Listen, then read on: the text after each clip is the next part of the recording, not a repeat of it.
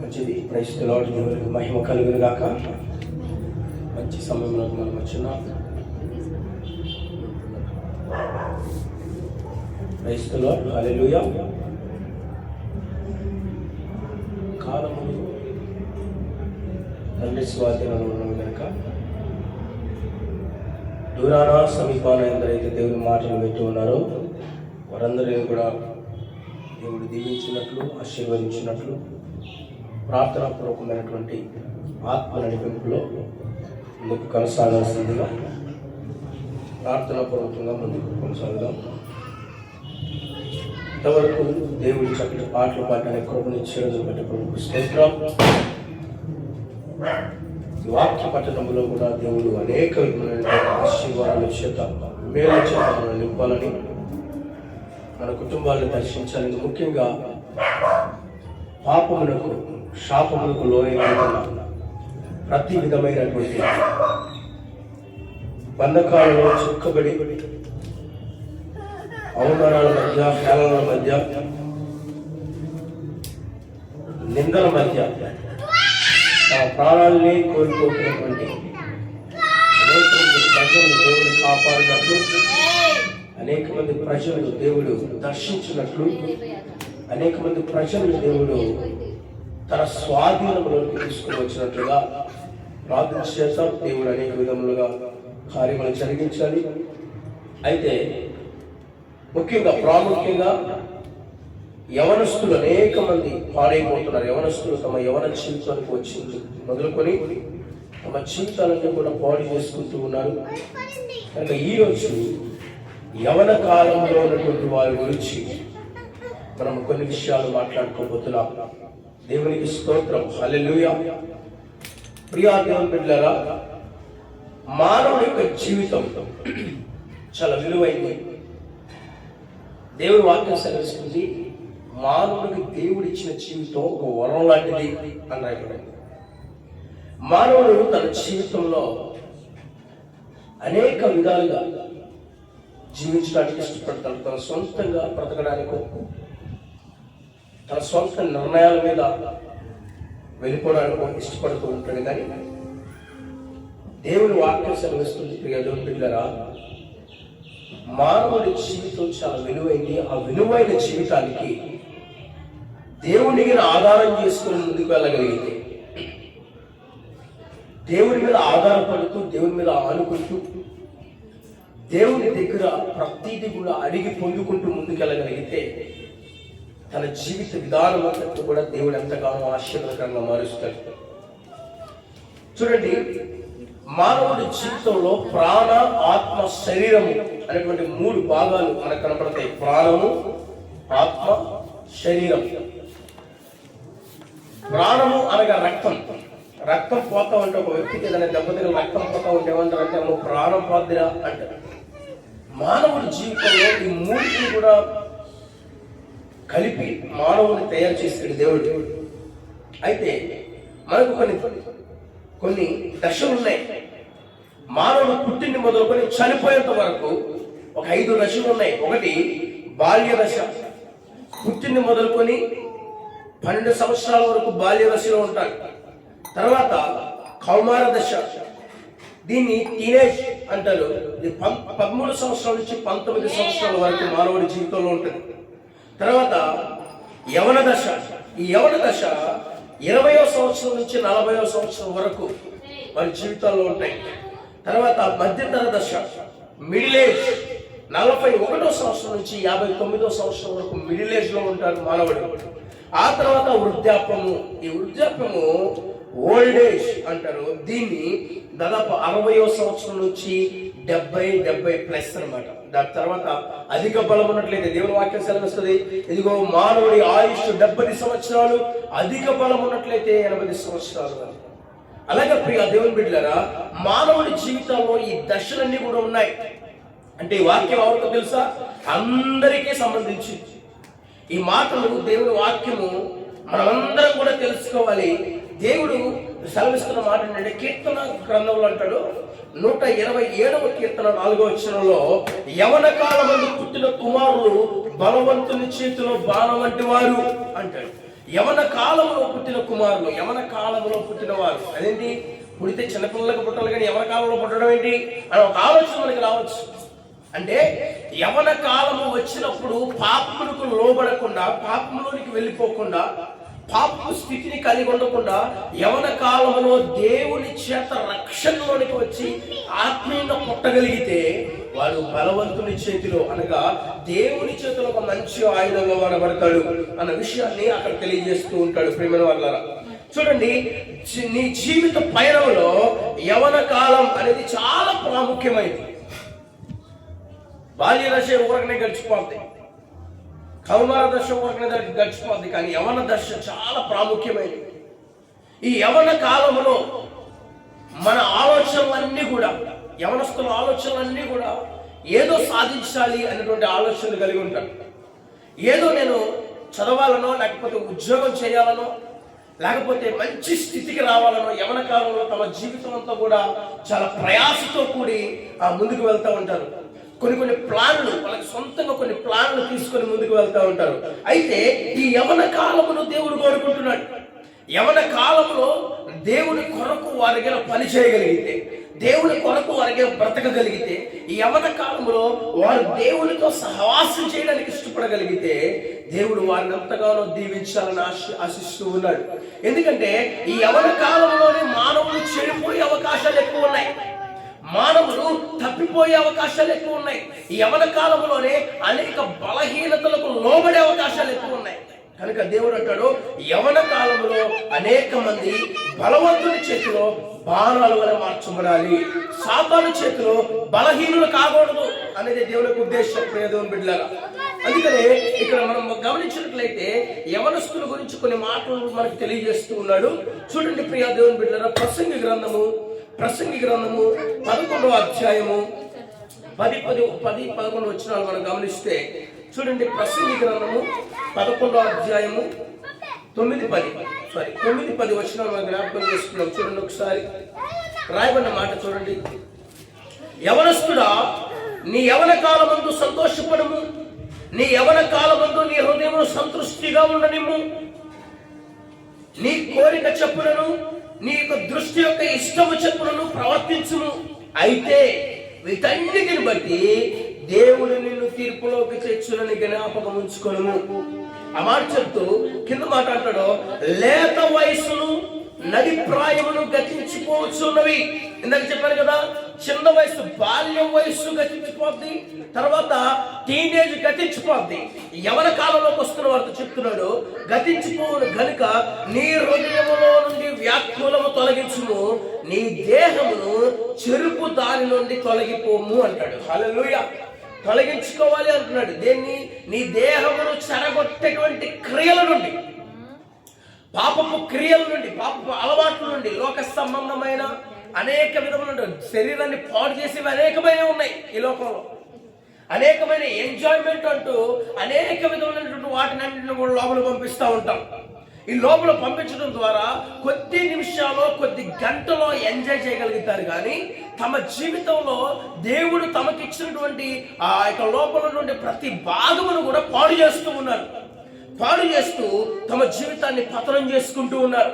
అనేక మంది అనేక బలహీనతలకు లోబడిపోయి అనేక తమ జీవితాన్ని పాడు చేసుకుంటూ అనేక రీతిలుగా వారు జీవిస్తూ ఉన్నారు. ప్రియ దేవుని బిడ్డలారా, అందుకని దేవుని వాక్యం సెలవిస్తుంది, యవనస్తుడా, నీ యవన కాలమందు సంతోషపడు, నీ యవన కాలమునందు నీ హృదయం యొక్క ఇష్టము చెప్పున నీ హృదయమును సంతృష్టిగా ఉండనిమ్ము, నీ కోరిక యొక్క ఇష్టము చెప్పున, నీ దృష్టి యొక్క ఇష్టము చెప్పున నువ్వు ప్రవర్తించు, పర్వాలేదు.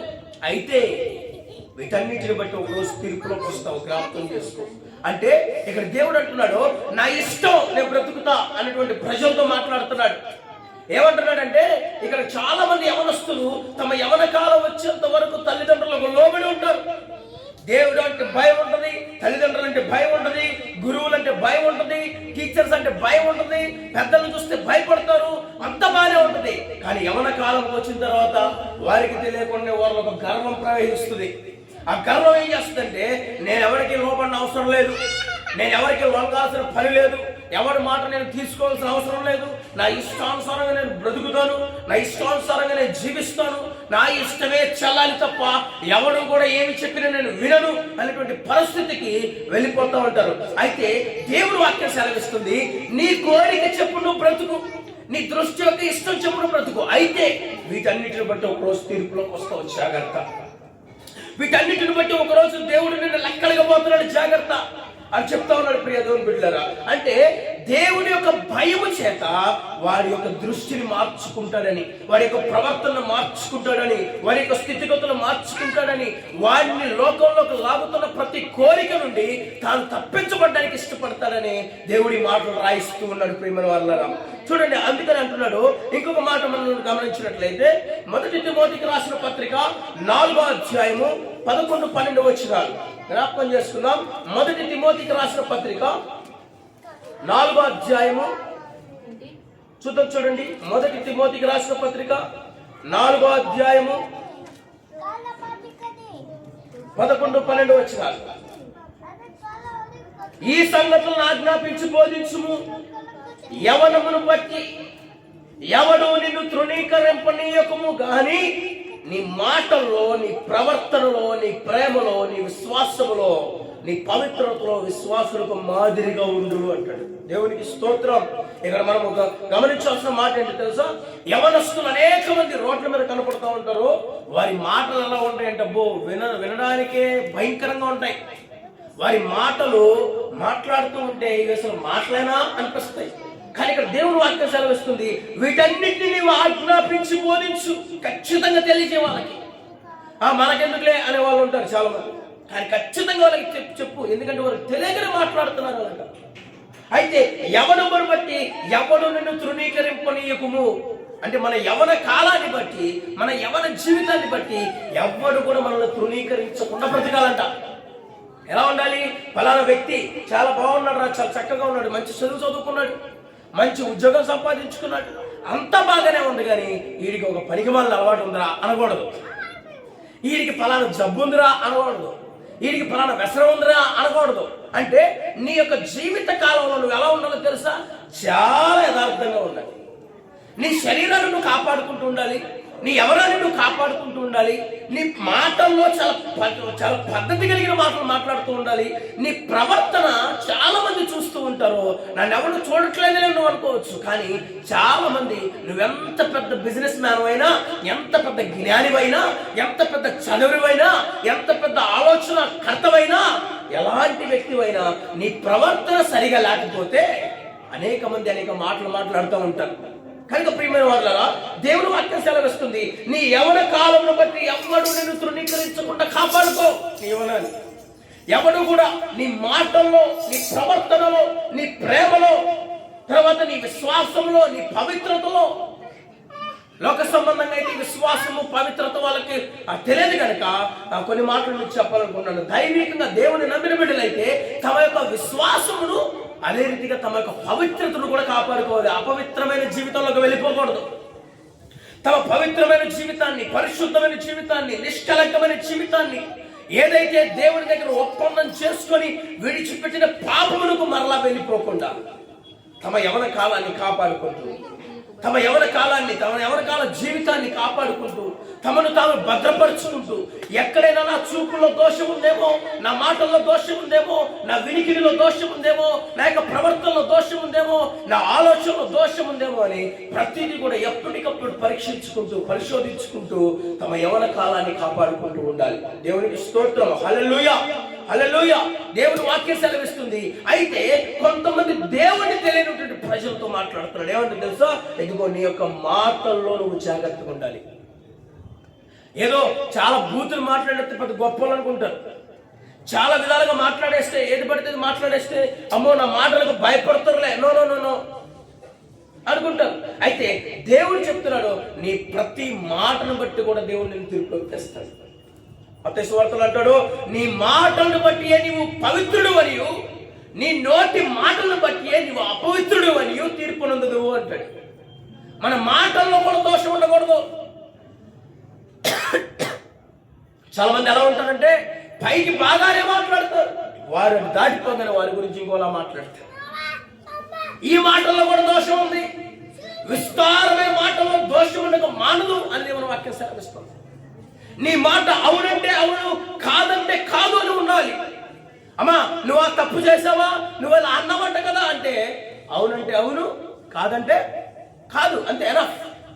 అవునండి నేను ఈ మాట అన్నాను, లేదా అయ్యో నాకు ఈ మాట తెలియదని నేను అనలేదే, అంతటితో అంతేగాని ఎవరన్నాడా మాట, నేను అన్నానా, నేను చూసుకున్నానా, నేను అన్నది నువ్వు విన్నావా, పదా ఆడ సంగతి తెలుద్దాం అన్నా అంటే నీ మాటల్లో ఏముంది, దోషం ఉంది. నీ మాటలను బట్టి నువ్వు తీర్పులకు రాబోతున్నావు అని దేవుడు చెప్తున్నాడు. ప్రియ దేవుని బిడ్డలు, అయితే యవన కాలంలో నీ ప్రవర్తన, నీ ప్రేమలో కూడా నువ్వు చాలా జాగ్రత్తగా ఉండాలి. అయితే ఇక్కడ మనం ఒక వ్యక్తిని జ్ఞాపకం చేసుకోవచ్చు. ప్రవర్తన అంటే ఒక వ్యక్తిని జ్ఞాపకం చేసుకోవచ్చు. ఆది కాండంలో ఒక వ్యక్తి మనకు కనపడుతూ ఉంటాడు. ఆది కాండం 39వ అధ్యాయము 9వ వచనంలో ఒక యవనస్తుడు కనపడుతున్నాడు. ఆ యవనస్తుడి పేరేంటో తెలుసా? యోసేపు. యోసేపు జీవితంలో పాపములకు ఏమాత్రం కూడా అవకాశం ఇవ్వకుండా, యోసేపు ఒక బానిసగా పట్టబడి ఐగుప్తు దేశమునకు తీసుకొని వచ్చినప్పుడు, ఫరో సైన్యము కింద ఉంటున్నప్పుడు, ఆ పోతీఫర్ ఇంట పని చేయటకు బానిసగా పట్టబడినప్పుడు, పోతీఫర్ ఇంట్లో పని చేస్తూ అన్నిటి మీద నమ్మకంగా ఉంటున్నాడని పోతీఫర్ అన్ని కూడా అతనికి అప్పగించి అన్ని పనులు చూసుకో అని చెప్పి అప్పగించినప్పుడు, తన యవన కాలము వచ్చేసరికి పోతీఫర్ భార్య ఏం చేసిందో తెలుసా? ఈ యవనస్తుడైనటువంటి యోసేపు మీద కన్ను వేసింది అని రాయబడింది 7వ వచనంలో. తన కన్ను వేసి తన్ను పాడు చేయాలనుకొని తనతో చేయించమని అతన్ని అనేక మార్లు ప్రేరేపించిందట. ప్రేరేపిస్తే యోసేపు ఏం చెప్పాడో తెలుసు? ఒకసారి చూడండి ఆ మాట మనం చూడండి ఒకసారి. ఆది కాండం 39వ అధ్యాయము 9వ వచనం చూస్తే ఇక్కడ చాలా చక్కగా మాట అంటాడు. ఏమంటాడంటే చూడండి. ఆమె కన్ను వేసి అతన్ని వశపరచుకోవాలని అనేక ప్రయత్నాలు చేస్తే అప్పుడు యోసేపు అంటున్నాడు, ఏమంటాడు తెలుసా? నీవు అతని భార్యమైనందున నిన్ను తప్ప మరి దేనిని నాకు అప్పగింపక ఉండలేదు. నువ్వెవరివి? పోతీఫర్ భార్యవి అంటే నాకు యజమానురాలివి. నిన్ను తప్ప నాకు ఏది కూడా అప్పగించకుండా ఉండలేదు. ప్రతి దాని మీద నాకు అధికారం ఇచ్చానైనా కనుక నేను నమ్మకంగా పనిచేస్తున్నాను. నువ్వైతే నా దగ్గరకు వచ్చి నన్ను ఇలా అడుగుతున్నావు, ఇది తప్పు అని చెబుతూ ఏమంటున్నాడు తెలుసా? ఇంకొక మాట, ఈ మాట అంటూ, కాబట్టి నేనెట్లు ఇంత ఘోరమైన దుష్కార్యము చేసి దేవునికి విరోధంగా పాపము కట్టుకుందును అనేను. హల్లెలూయా. ఏమంటున్నాడు ఇక్కడ? ఒక మాట వాడుతున్నాడు, నేను ఇలాంటి పాపిష్టి పని చేసి. ఏమడుగుతున్నావా? నాతో పాపం చేద్దురా అంటుంది, నాతో వ్యభిచారం చేద్దురా అంటున్నావా? అప్పుడు ఆమెతో అంటున్నాడు, ఇదే గొప్ప అవకాశం కదా, యజమానురాలతో ఉంటే నాకు అనేక విధాలుగా బాగుంటుంది అని అనుకోవాలా ఆ యవనస్తుడు. ఏమంటున్నాడు తెలుసా? ఇదిగో ఇంత ఘోర పాపము, ఇంత దుష్కార్యము నేను చేసి దేవునికి విరోధంగా పాపం చేయలేను, నన్ను వదిలేయి అంటున్నాడు. హల్లెలూయా. అంటే ఆ యవనస్తుడు ఎక్కడి నుండి పారిపోతున్నాడట?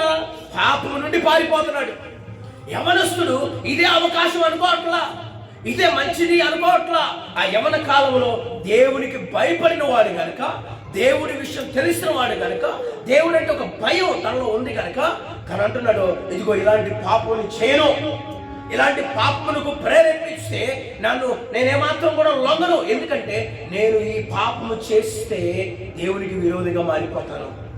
దేవుడు నాకు ఇష్టడుగా ఉన్నాడు, దేవుడితోనే సహవాసం చేస్తున్నాను. ఇట్లాంటి దుష్కార్యము చేసి, ఇటువంటి పాపం చేసి నేను దేవునికి విరోధిగా మారడానికి ఇష్టపడట్లేదు, నన్ను వదిలే అని చెప్పి పారిపోయినటువంటి వాడు యోసేపు. హల్లెలూయా. అయితే బైబిల్ సెలవిస్తున్న మాట ఏంటి తెలుసా? ఈరోజు యవన కాలంలో చాలా మంది పాపములు చేయడానికి చాలా ఇష్టపడుతూ ఉంటారు.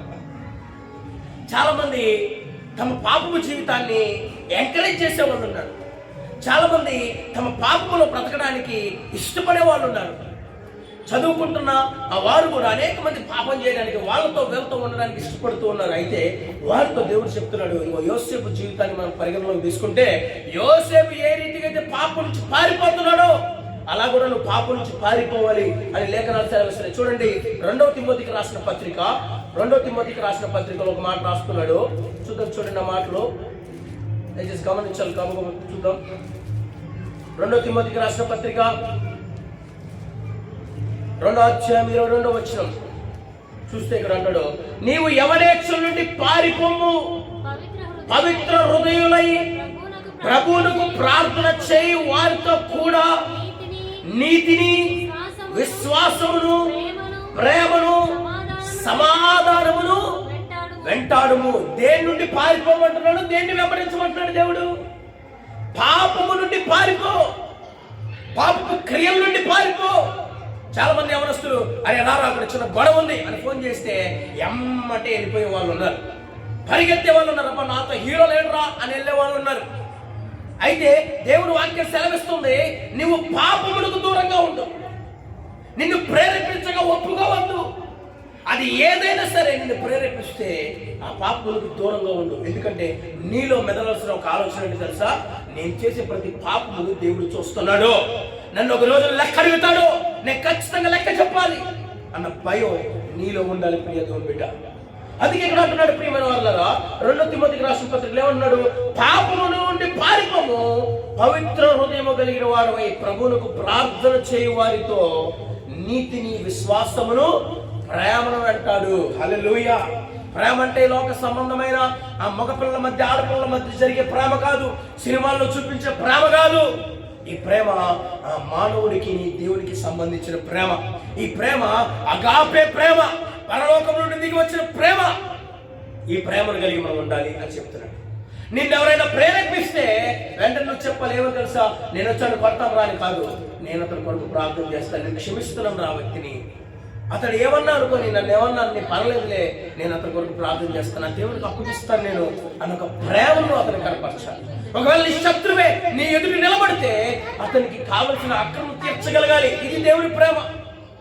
ఇలాంటి ప్రేమ కలిగినటువంటి తత్వాన్ని కలిగి ఉండాలి తప్ప ఈ ప్రేమను కాకుండా నువ్వు లోక సంబంధమైనటువంటి వాటి వైపు చూస్తూ పాపములు చేయడానికి ఇష్టపడితే ఈ పాపమన్నిటి నుంచి కూడా నువ్వు తీర్పులోకి వస్తావు అని దేవుని వాక్యం సెలవిస్తుంది. హల్లెలూయా, హల్లెలూయా. అయితే యవ్వన కాలంలో కంపల్సరీగా మానవుడు ఏమైపోతా ఉంటాడంటే తొట్టిల్లిపోతాడు. తొట్టిల్లిపోయేటువంటి బలహీనమైన పరిస్థితులు అతని దగ్గరకు వస్తున్నప్పుడు, ఆ తొట్టిల్లిపోయే పరిస్థితుల్లో గుండా వెళ్తున్నప్పుడు కూడా ఆ యవనస్తుడు మరలా దేవుని దగ్గరకు వస్తే ఆ దేవుడు ఏం చేస్తాడో తెలుసా? అతనికి నూతన ఫలాన్ని ఇవ్వడానికి ఆశపడుతున్నాడట. అనేక మంది అనుకుంటుంటారు, అయ్యో నా యవన కాలంలో నేను తప్పు చేశాను కదా, నేను పాపం చేశాను కదా, నేను ఇలా మాట్లాడాను కదా, నేను అలా మాట్లాడాను కదా, నేను ఇలా ఉన్నాను కదా, నన్ను దేవుడు కనికరిస్తాడా అంటే నేను చెప్తున్నాను ప్రియమైన వాళ్ళరా, లేఖనాలు సెలవిస్తున్నాయి, ఖచ్చితంగా ఆయన కనికరిస్తాడు. ఖచ్చితంగా నీ పాపం నుంచి విడిపించగలిగిన వాడు ఆయన. చూడండి యెషయా గ్రంథము 40వ అధ్యాయము. చూడండి యెషయా గ్రంథము 40వ అధ్యాయము. చూడండి ప్రియమైన వాళ్ళరా, యెషయా గ్రంథం 40వ అధ్యాయము 30-31 వచనాలు చూద్దాం. చూడండి ఒకసారి 40వ అధ్యాయము 30-31 వచనాలు చూడండి. ఇక్కడ ఏమంటున్నాడు? బాలులు సొమ్మసిల్లుదురు, అలయుదురు, యవనస్తులు తప్పగా త్రొట్టిల్లుదురు. అయితే యెహోవా కొరకు ఎదురు చూచువారు నూతన బలము పొందుదురు, వారు పక్షి రాజు వలె రెక్కలు చాపి పైకి ఎగురుదురు, అలయక పరిగెత్తుదురు, సొమ్మసిల్లక నడిచిపోవుదురు అని రాయబడింది. హల్లెలూయా. యవనస్తుడు తప్పగా త్రొట్టిల్లిపోతాడు, ఏదొక రీతిగా, ఏదొక విధంగా. యవనస్తుడు అనేక మంది పాడు చేసే యవనస్తులు వస్తారు. వారి యవన జీవితాన్ని కాపాడుకోవాలని ఇష్టపడుతున్నప్పటికీ పాడు చేసే వాళ్ళు అనేక మంది చుట్టుపక్కల చేరుతూ ఉంటారు. దానివల్ల ఒకవేళ వాడు కొన్ని ఆలోచనలు తొట్టిల్లిపోతూ ఉండొచ్చు.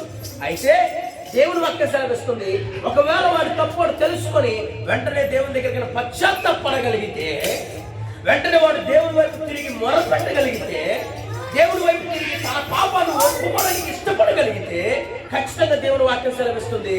ఏమన్నాడు తెలుసా? ఇదిగో యెహోవా కొరకు ఎదురు చూచువాడు మరలా నూతన బలాన్ని పొందుకుంటాడు, నూతనమైన కార్యాలు చూడటం ప్రారంభిస్తాడు.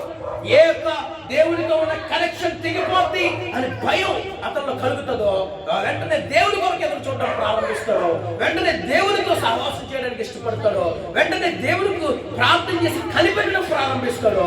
అప్పుడట మరలా ఆ కనెక్షన్ తెగిపోకుండా దేవుడు ఏం చేస్తాడు? మరలా అతన్ని దర్శిస్తాడు, మరలా అతన్ని బలపరుస్తాడు, మరలా అతన్ని క్షమించి తన యొక్క విశ్వాస జీవితాన్ని కొనసాగడానికి దేవుడు మరలా కావలసిన బలాన్ని ఇస్తాడు. ఇవ్వడమే కాకుండా ఇక్కడ రాయబడిన మాట ఏంటి తెలుసా?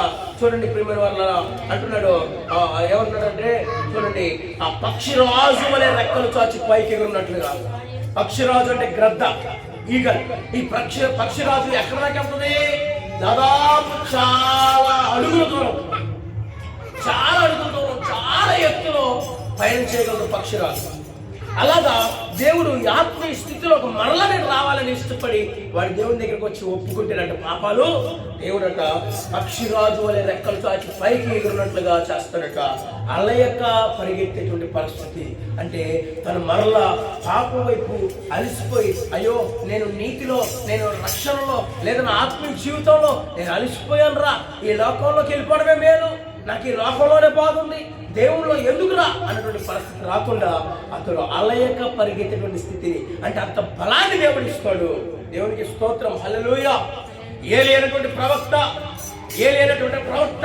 ఇదిగో ఆ కేతు వాగు దగ్గర నివసిస్తున్నప్పుడు, దేవుడు చెప్పినటువంటి ప్రాంతం దగ్గర నివసిస్తున్నప్పుడు దేవుడు ఏం చేశాడో తెలుసా?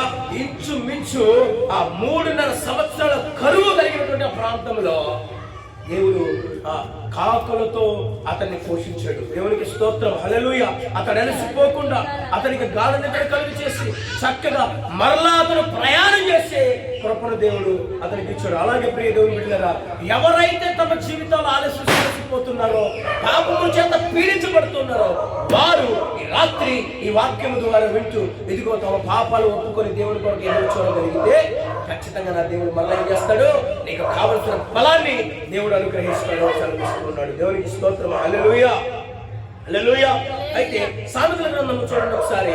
సామెతల గ్రంథం 20వ అధ్యాయము 29వ వచనం ఒకసారి గమనిద్దాం. చూడండి రాయబడిన మాట, యవనస్తుల బలము వారికి అలంకారము. ఏం రాయబడింది? యవనస్తుల బలం వారికి అలంకారం. అలంకారం అంటే లోక సంబంధమైన అలంకారం కాదు, మేకప్ తో వచ్చే అలంకారం కాదు, నగంతో మంచి డ్రెస్సులతో వచ్చే అలంకారం.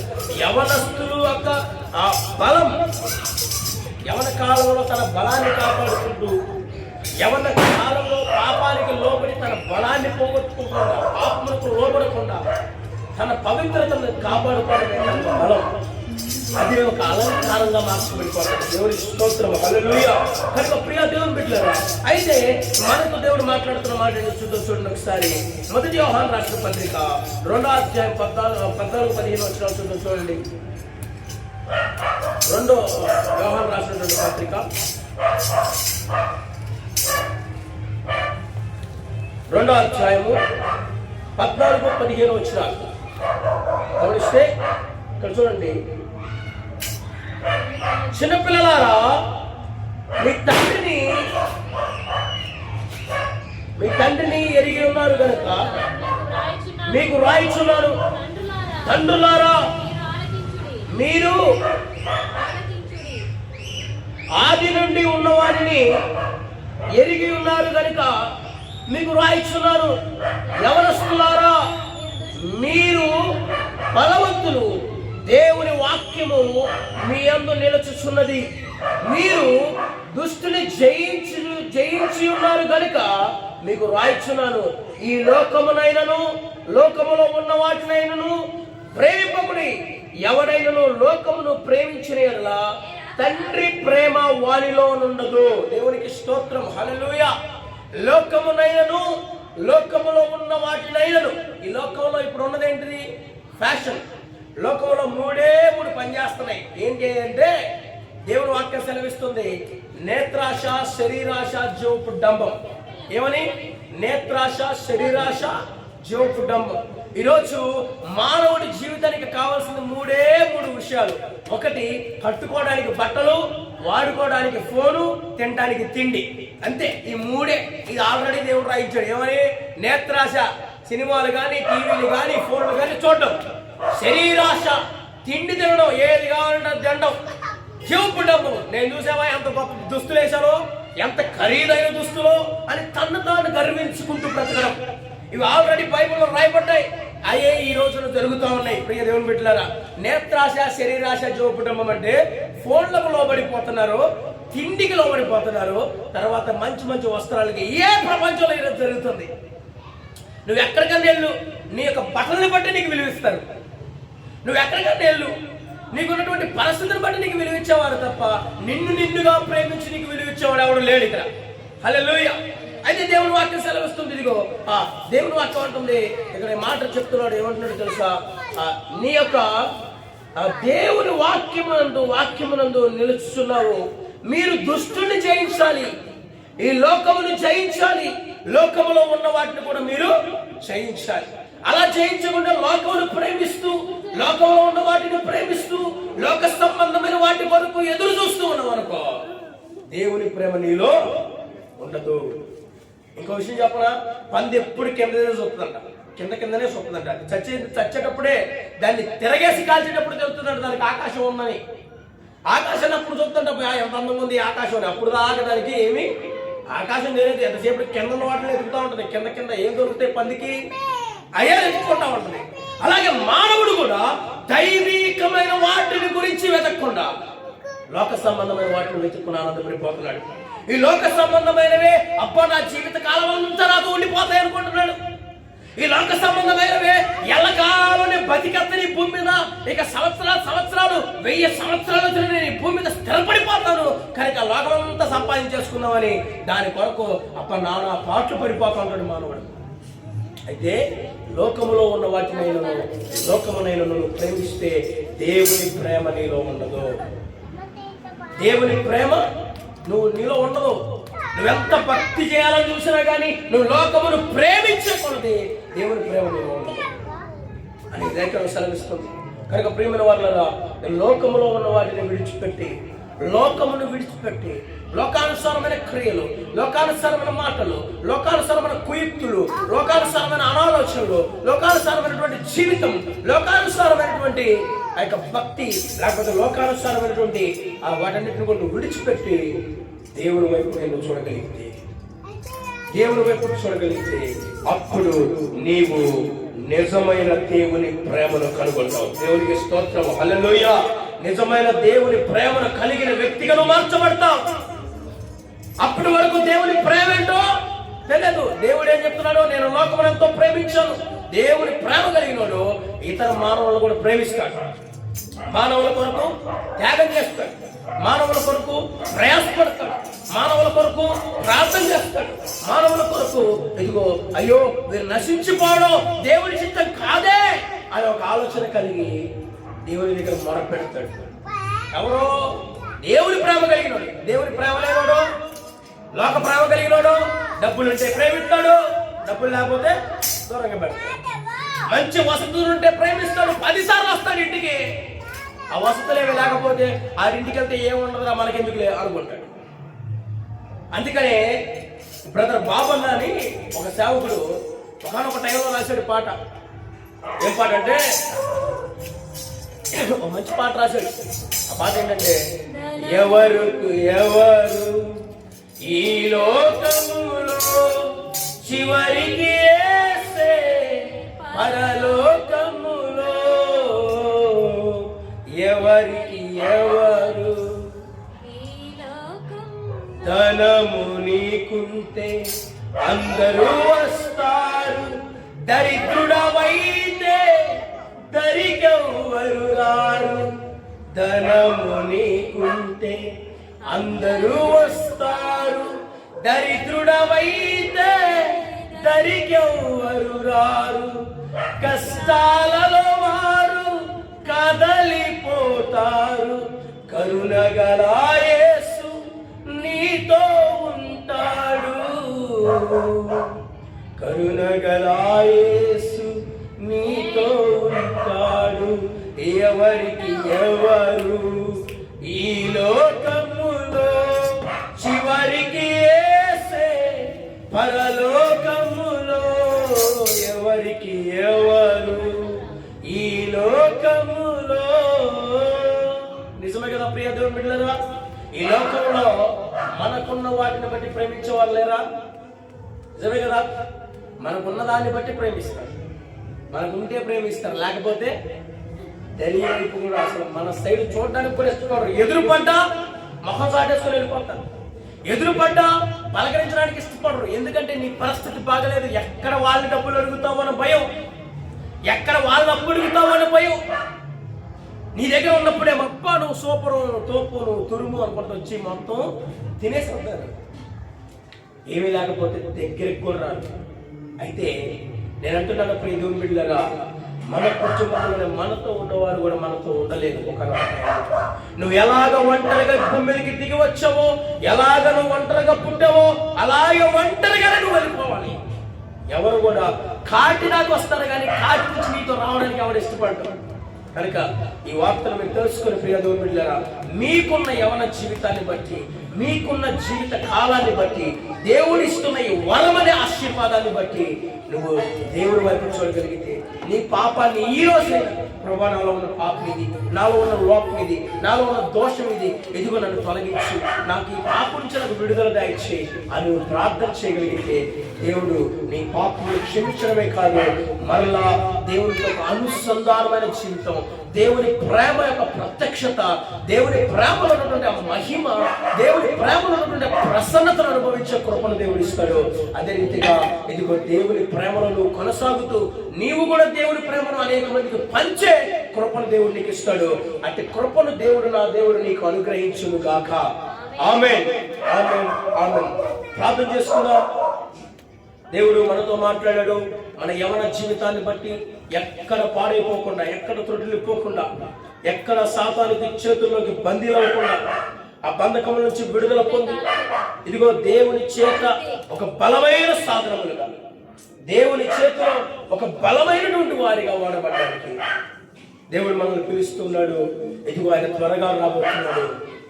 కనుక మారు మనసు పొంది సువార్తను నమ్మి నీ జీవితాన్ని మార్చుకోగలిగితే, నీ స్థితిగతులను మార్చుకోగలిగితే, నువ్వెన్నో సార్లు కన్నీటి మధ్య కాపురాలు చేస్తూ కన్నీటితో ప్రభువా అయ్యా నా దిక్కు నా దశ ఎవరు అని ఎదురు చూసిన పరిస్థితులు ఉండొచ్చు. అయితే నా దేవుడిని చూస్తూ ఉన్నాను. ప్రియ దేవుని బిడ్డ, కళ్ళు మూసుకొని ఒక నిమిషం నీ హృదయ భారమంతటిని కూడా దేవుని దగ్గర పెట్టగలిగింది. నా దేవుడిని కనికరించడానికి, నీ పట్ల కృప చూపించడానికి, నిన్ను దర్శించడానికి, నీకున్న ప్రతికూల పరిస్థితులన్నిటి నుంచి కూడా నిన్ను విడిపించడానికి నేను ఇష్టపడుతున్నాను. ప్రార్థన చేస్తావా? నాతో కలిసి మోకరిస్తావా? దేవా నన్ను క్షమించు, నా పాపము, నా నోటి ద్వారా నేను చేస్తున్న పాపము, నా మాటల ద్వారా నేను చేస్తున్న పాపము, నా క్రియల ద్వారా నేను చేస్తున్న పాపము, నా ప్రవర్తన ద్వారా నేను చేస్తున్న పాపము. అయ్యా ఇదిగో తండ్రి, మనుషుల వల్ల మెప్పు పొందాలని అనేకుల మీద తండ్రి ఆయన నిందలు వేస్తున్నానేమో, దయతో నన్ను క్షమించయ్యా అని నువ్వు ప్రార్థన చేయగలిగితే ఖచ్చితంగా దేవుని క్షమిస్తుంది. నేను నీ పాపం నుంచి విడిపించటకు సమర్థుడు. నీ పాపం నుంచి రక్షించడానికే తానే మన కొరకు సిలువలో ప్రాణం పెట్టడానికి వచ్చిన వాడు. నువ్వు అడగకుండానే ప్రాణం పెట్టిన దేవుడు. నువ్వు అడిగితే నీ పాపం నుంచి నన్ను విడిపించడానికి నేను సమర్థుడు కనుక మోకరించి ప్రార్థించి కళ్ళ వంచని ప్రార్థన చేద్దాం. 10 నిమిషాలు ఇస్తేయా, ఎవరి కాలంలో నేను చేస్తున్న ప్రతి పాపమును బట్టి నేను శిక్షను భవిస్తానేమో, ఆ శిక్ష నుంచి నన్ను తప్పించయ్యా, నా పాపం నుంచి నన్ను విడిపించయ్యా, నీ కృపకు నన్ను పాత్రుడుగా చేయి ప్రభువా. అయ్యా నీ రక్తంలో నన్ను కడిగి శుద్ధీకరించి, నిజంగా మానవాళి కొరకు ప్రాణం పెట్టిన వారు ఎవరు లేరు ప్రభు ప్రపంచం, నీవు తప్ప. ఇదిగో తండ్రి, సమాధి చేయబడిన వారు అనేక మంది, సమాధిని గెలిచిన వారు ఎవరు లేరు ప్రభువా, నీవు తప్ప. తండ్రి నన్ను క్షమించు, నేను అంగీకరిస్తున్నాను, నీ రక్తంలో నన్ను కడిగి నన్ను పరిశుద్ధపరచు అని మన పాపాలు దేవుని దగ్గర ఒప్పుకుంటే ఖచ్చితంగా దేవుడు మన పాపాల నుంచి మనల్ని విడిపిస్తాడు, మనం రక్షిస్తాడు. అంటే రక్షణకు సమర్థుడు ఆయన. ప్రార్థన చేద్దాం. మహాగణుడా, పరిశుద్ధుడా, ప్రేమ నమ్మకం కలిగిన దేవా, నీ పరిశుద్ధమైన ఉన్నతమైన శ్రేష్టమైన విలువ నామాన్ని బట్టి నీకు స్తోత్రాలు. నీ ఆత్మతో శక్తితో బలంతో నింపండి, పరిశుద్ధపరచండి, నీ కార్యములు నూతనపరచండి ప్రభా, నీకు స్తోత్రాలు. తండ్రి నాయన, ఈ యొక్క తండ్రి నాయన పునరుద్ధాన దినం మొదటి దినాన ప్రభా, అయ్యా ఈ 3వ నెలలో ప్రభా తండ్రి నాయన నీ యొక్క మహిమతో, నీ పునరుద్ధానపు బలముతో, నీ పునరుద్ధానపు శక్తితో, నీ పునరుద్ధానపు ఆశీర్వాదాలతో మమ్మల్ని నింపుదలకు నీకు వందనాలు. తండ్రి ప్రాంత ప్రజలను దర్శించండి, వ్యాపృతంగా నింపండి, పరిశుద్ధపరచండి. తండ్రి నీ వాక్యము వేళ తోడనే కార్యములు జరిగించే దేవుడు. ఇదిగో ప్రభా తండ్రి నాయన, ఇదిగో ఆకాశం నుండి మంచు హిమము ఇదిగో భూమి మీద పడి దాన్ని విత్తు వారికి విత్తనమును, భుజించు వారికి ఫలము కలుగుటకై ఎలాగూ అది చిగుర్చు వర్ధులున్నట్లు చేయను, అలాగే నా మాట కూడా ఇదిగో తండ్రి నాయన సెలవిస్తున్నావు. నా మాట కూడా ఇదిగో అనేక మందిని తండ్రి నాయన వెంటాడుతుంది, కార్యసిద్ధి కలుగు చేస్తారు సెలవిచ్చిన దేవుడు. మరలా తిరిగి నా వరకు నా దగ్గర రాక వారి జీవితంలో ఫలభరితమైన జీవితాన్ని సెలవిచ్చావు ప్రభా.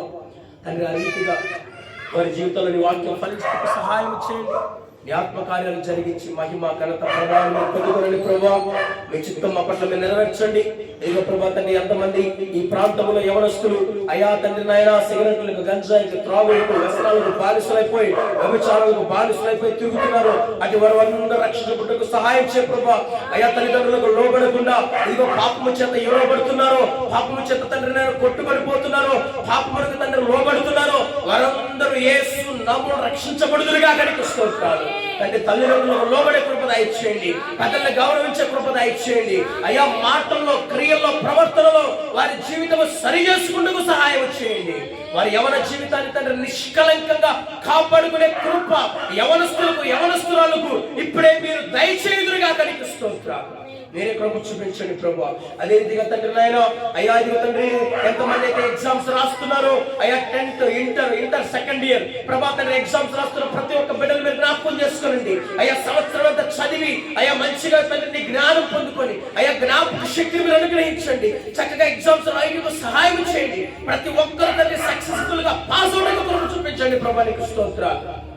అయ్యా ఎవరు డిప్రెషన్ లకు వెళ్ళిపోకుండా, ఎవరు ప్రభా తండ్రి నాయన అయ్యా అనాలోచనలకు వెళ్ళిపోకుండా, ఎవరు ప్రభా తండ్రి సూసైడ్ అటెంప్ట్ లాంటివి చేయకుండా యేసయ్య కాపుదల దయచేయండి. ప్రతి విధమైన అపవాది సంబంధమైన క్రియల నుండి బిడ్డలను విడిపించండి ప్రభా. నీకు స్తోత్రాలు. మీరే కృప చూపించండి ప్రభా. రీతిగా ఎంతమంది అయితే తండ్రి ఉద్యోగాల కొరకు ఎదురు చూస్తున్నారు, ప్రతి ఒక్కరికి తండ్రి రావాల్సిన ఉద్యోగాలు, ఆగిపోయిన ప్రతి ఉద్యోగాలు ఆ మార్గములన్నీ తెరవబడుగా కనిపిస్తున్నారు. ఎంతమంది అయితే బిడ్డలు లేకుండా ఉన్నారో వారికి తండ్రి నేను గర్భఫలం అనుగ్రహించుగా కనిపిస్తున్నారు. ఎంతమంది అయితే రోగములతో ఉన్నారో ఆ రోగం నుంచి స్వస్థత పొందుటకు సహాయం చేయండి. ఎంతమంది అయితే ప్రభు తండ్రి నేను బలహీనత చేత పీడించబడుతున్నారో ఆ బలహీనతలో నుంచి వారికి విడుదల కలిగి చేయండి. అయ్యా నీ లేఖనాలు సెలవిస్తున్నాయి ప్రభా, నువ్వు భూమి మీద దేన్ని బంధిస్తావో ఆ పరలోకంలో బంధించబడతాయి, భూమి మీద దేన్ని విడుదల చేస్తావో ఆ పరలోకంలో విడిపించబడతాయి అన్నావు ప్రభు. ఇదిగో తండ్రి నాయన ఎంతమంది పాపపు బంధకాల్లో పడి ఉన్నారో వారందరినీ తండ్రి యేసు నామములో విడిపించుదురుగాక. మీరే కృప చూపించి సహాయం చేయండి. అదే రీతిగా ప్రభు తండ్రి నాయన అయా తండ్రి వివాహాలు జరగబోతున్న ప్రతి కుటుంబాన్ని దీవించండి. ప్రతి విధమైనటువంటి అయా అల్లరికి అయా తండ్రి నాయన సాతాను సంబంధమైన క్రియలకి, ప్రతి విధమైనటువంటి ప్రభు తండ్రి నాయన అయా గొడవలకి ఎటువంటి తావు లేకుండా యేసయ్య వివాహాలు ఘనంగా జరుగుటకు సహాయం చేయండి. యేసు నామములో వివాహాల ప్రతి కొదువు మీరు తీర్చండి ప్రభా. నీకు స్తోత్రాలు. యేసయ్యా వివాహము ఘనమైంది ప్రభా, వివాహము ఘనంగా మీరు జరిగించండి, సహాయం చేయండి ప్రభా. ఇంకెంతమంది అయితే వివాహం కొరకు సిద్ధపడుతున్నారో అయ్యా తండ్రి నాయన మంచి వధువులను, మంచి వరులను తండ్రి మీరు వారికి జతపరచండి, సహాయం చేయండి. మీరే కృప చూపించండి ప్రభా. మీ ఆత్మకార్యాలు మీరు జరిగించి మహిమ పొందుకోనండి. అయ్యా ఈ వీధిలో ఎంతమంది అయితే చిన్న బిడ్డలు మొదలుకొని యవనస్తులు, వృద్ధుల వరకు ఉన్నారో వారందరికీ తండ్రి నాయన ఒక ప్రత్యేకమైన కృపతో మీరు నింపండి, సహాయం చేయండి. చదువుకున్న చిన్న బిడ్డలందరూ జ్ఞాపకం చేసుకో. మంచి జ్ఞానము, మంచి విద్య, మంచి బుద్ధి, అయ్యా మంచి ఆరోగ్యము, మంచి బలము, మంచి శక్తి అయ్యా మనుషుల దయలో, దేవుని దయలో వర్ధిల్లే కృప దయచేయండి ప్రభా. నీకు స్తోత్రాలు. మీరే కృప చూపించి మీ ఆత్మతో నింపి పరిశుద్ధపరచమని తండ్రి మీ చిత్తం బిడ్డ పట్ల మీరు నెరవేర్చమని. యేసయ్యా మీ చిత్తం మా పట్ల మీరు నెరవేర్చి మహిమ పొందుకోమని మా ప్రియుడు రక్షకుడు యేసు క్రీస్తు పరిశుద్ధ నామమున తండ్రి ఇంకేమైనా మర్చిపోయింటే మమ్మల్ని క్షమించండి. మా కొరకు ప్రార్థన చేస్తున్న వారిని దీవించండి. మా ప్రార్థన అవసరంలో కోరిన ప్రతి వారి అక్కర్లు మీరు తీర్చండి. నజరేయుడైన యేసు నామములో ప్రార్థించి అడిగి వేడుకొని పొందుకున్నాం పరమ తండ్రి. ఆమేన్, ఆమేన్, ఆమేన్. మన పరమ తండ్రి అయిన దేవుని యొక్క ప్రేమ, ప్రభువును రక్షకుడు యేసు క్రీస్తు యొక్క కృప, పరిశుద్ధాత్మ అన్యోన్య సహవాసం, సంతోషము, సమాధానము, నిత్యానందము మనకును సకల పరిశుద్ధులకును సదాకాలము తోడై ఉండి ఇదిగో దేవుని రాకడ పర్యంత్రములో ఆయన ఎదుర్కొనే శక్తిని, సామర్థ్యమును కలిగి రూపాంతరము పొందుదుము గాక. ఆమేన్, ఆమేన్, ఆమేన్. దేవుని మనకి స్తోత్రాలు. మీ అందరికీ కూడా నా హృదయపూర్వక వందనాలు. దూరాల సమీపాన ఎందరైతే శబ్దంతరం ద్వారా వింటున్నారో వాళ్ళందరి నా దేవుడు నిండారుగా దీవించి ఆశీర్వదించును గాక. వారి వ్యాపారంలో, వారి ఉద్యోగంలో, వారు చేస్తున్న ప్రతి పని బాటల్లో, వారు వెళ్తున్న ప్రతి మార్గాల్లో దేవుని కాపుదల వారి మీద నిత్యము ఉండును గాక. ఆమేన్, ఆమేన్, ఆమేన్. God bless you all. దేవుడు మిమ్మల్ని దీవించును గాక. ఆమేన్. Thank you. దేవునికి స్తోత్రం, ప్రభాని పొందడాలు. నీ ఆత్మతో నింపండి, పరిశుద్ధపరచండి, సహాయం చేయండి.